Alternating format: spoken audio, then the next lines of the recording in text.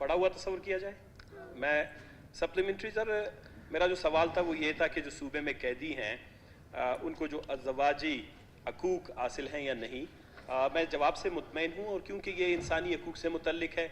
बलूचिस्तान में बहुत से ऐसे कैदी हैं जिनके केसेस ट्रायल बेसिस पे चल रहे हैं, और ये कुदरती तौर पर, फितरी तौर पर, इस्लामी तौर पर उनका हक बनता है कि वो अपनी जो अज़वाजी ताल्लुक़ है उसको जो है जारी रखें। सिर्फ इसमें मेरी एक छोटी सी गुजारिश है कि काफ़ी जो जेल हैं या काफ़ी जो जेलों में ये सहूलत के लिए आपको कम से कम एक स्पेशलाइज्ड किस्म का स्पेस, प्लेस या घर, कमरे बनाने पड़ते हैं।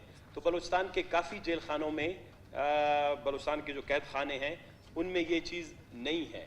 तो लिहाजा मेरी गुजारिश यही है कि आप कोशिश करें, इसको इंश्योर करें, ताकि कम से कम ये जो एक इंसानी हकूक़ है जिसको आपने 29 मार्च 2006 के हवाले से प्रिजन एक्ट में अमेंडमेंट करके मुतारिफ भी करवाया बलूचिस्तान में, इस पर अमल दरामद को ताकि यकीनी बनाया जा सके। शुक्रिया। जी शुक्रिया।